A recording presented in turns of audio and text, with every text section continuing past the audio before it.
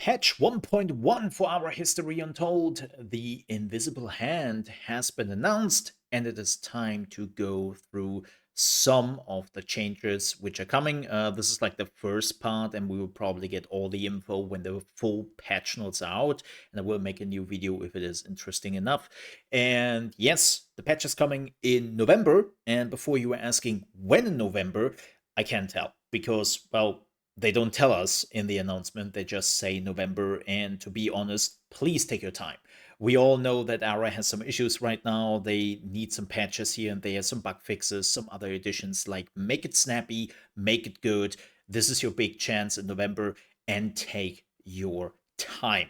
With that said, let's jump into the changes. The first one is the national economy screen. By the way, if you want to read through all of this yourself, I will put the link down below in the video description.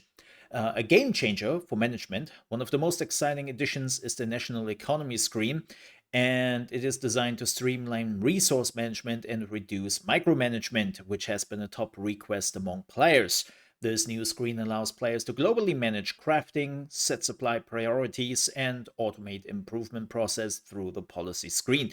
If you set policies for certain improvements, the game will automatically check for supplies and apply them as needed, greatly reducing the manual labor.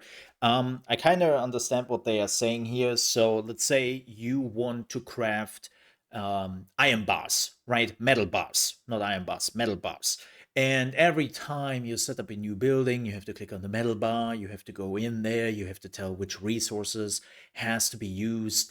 And it's just, why did you not automate this when I already have done that at least once or twice in the game? Why do I have to do this every time I build one of the new buildings? And keep in mind, we have a lot of buildings where you have to do that, and that's where most of the playtime is going right now, going through all the new buildings you just built and set things up. And then you never want to touch it ever again, because if you change anything on the buildings, you have to do it everywhere, and it becomes a mess, right? Like, a lot of people kind of hate that you have to do so much of the manual setup, and I can understand that. Next, a new leader, John A. MacDonald. Well, before we are jumping into John A. MacDonald, he is not just the new leader. We have actually, as far as I have seen, three new leaders. We have John A. MacDonald. I do not know who the new Chinese leader will be. Like, really don't. I'm bad with all of that, so don't ask me. And then we have also a new American. She's probably coming in.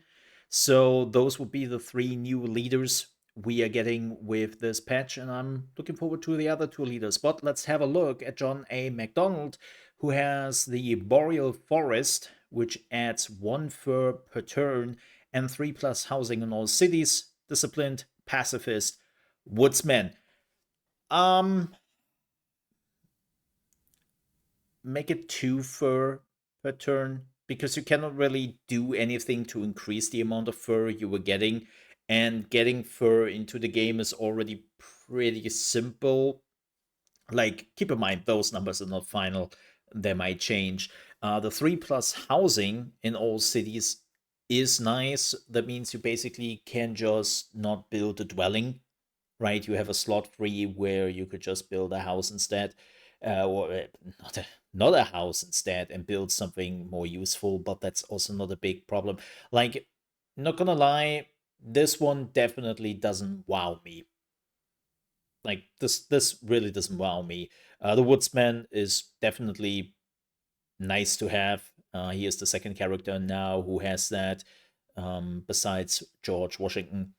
And then, of course, pacifist as a debuff. Makes sense for Canada, right? But I have to say, he doesn't deserve a debuff. Not with the perks he has right now. Like, he looks a bit weak. He looks a little bit weak. But again, those are not final numbers, so I will not do a final judgment on that, and we will wait till the whole thing is coming out, and then we are checking out the patch notes, right? So the next one is the amenity pack, which is expanding your arsenal. Another exciting feature is the addition of over a dozen new amenities that cover technological progress throughout human history. These will give players new tools to shape the development of their nations, expanding on how leaders can shape their lives of their citizens, wherever it is increasing prosperity or improve national stability. The amenity pack is a valuable amenity. Sorry, I'm still relearning that word because I've been saying it all wrong the whole time. It's a journey, and it's a valuable new asset for strategic depth. Kind of curious to see what they are bringing in here. I have to say, I am a little bit in a conflict right now with amenities themselves. And I have a video for that, funny enough, prepared. And yeah, there's basically the big discussion between how much amenities should the game have and how much of the resources you really should get from the buildings you're building, right? So there is a little bit of a discussion to have here, but it seems like the developers clearly decided to go with the amenity. So we'll see. The battlefiel, while Our History Untold isn't a war game, was a crucial aspect of gameplay. Yeah, tell that to the NPCs on the higher difficulty. The new battlefiel paves the way of additional depth being added to combat, such as showing how different units types clash with each other, as well as the first step to making terrain matter more in combat. Good, good. This could be a big thing. The ongoing development of this feature will allow players to better understand the complexity of warfare in Ara, providing more transparency in battles. Good, because here's the reality. Most of the time, you would never click the video to really get any information out of it because there is none right now, right? You're clicking on it, and if you just want to see a little bit of a fight, cool, but there's nothing to glean on, there's nothing to learn from it, and it's just, oh, pretty. Next, right? So this is a good first step. This is a big one. Unit upgrades bringing your army into the modern age. One of the most asked for features has been the ability to upgrade units. In version 1.1, players will be able to upgrade individual units within an army. Gone are the days of marching modern armies alongside the spearmen or having to disband units entirely. Yeah, I think everyone has done that. This feature provides a preview of cost and benefits, ensuring players to make informed decisions when upgrading their forces. Unfortunately, no screenshot. I would have loved to see a little bit more of it. And yes, I know they have some in the Discord, but not everyone is on the Discord, right? Just pointing that out. Um, yeah, this is something we all wanted from the beginning. Now, another thing would be to maybe also change your formations. Like, it's definitely one of the weirdest things when you think about that you cannot change formations. It's like, well, that's what formations are for, to be changed if necessary. Like, what? Weird. So, it's a right step in the right direction, and I'm glad that this is finally coming. Advisor system, smarter onboarding. This is for new players, and I think that's good. Like having more stuff in the game being explained to the people is always a good thing. You can, of course, choose to deactivate that and not having it at all. And some people like to watch YouTube videos or live streams instead. And some people don't want to do that at all. And they just want to play the goddamn game and learn from there. So actually adding an advisory system is a good thing, but I don't have anything else to say about it besides good. Modding basics, a 4-phase plan. Ara is embracing the modding community with open arms. Version 1.1 introduces the first phase of the modding support, allowing players to mod files and use them in their games. Following phases will focus on mod management, sharing, and seamless in-game mod integration. For those eager to tweak and expand their experience, this is a welcome development that will open countless possibilities. This is fantastic, right? Modding always a big part. It adds so much longevity to a game, which there are publishers and developers out there which are still misunderstanding it or see it even as a threat to the next game they want to sell. But because also game development now takes so much time till we are getting the next thing, this is just fantastic. And let's be honest here, some of the greatest games were mods originally, or some of the biggest games have some amazing mods, and some people buy those games to play those mods, right? And to have that is fantastic. I hope it's more than just here you can edit our maps, right? I actually want to see like some stupid crazy stuff like Lord of the Rings or something like that, right? Like make something really open and not just like some games do where they're saying they have mod support and then it's basically just you can create your own maps. Wow, that's not mod support, that's a map editor. The Earth map, a fresh take on global strategy. I think a lot of people have been asking for this. Seeing this map, oh boy, Europe seems to be. Ooh, this would be fun. This would be a lot of fun. So I hope also there's more. Like I think they have to make the map bigger. But yeah, I'm looking forward to this. This looks great.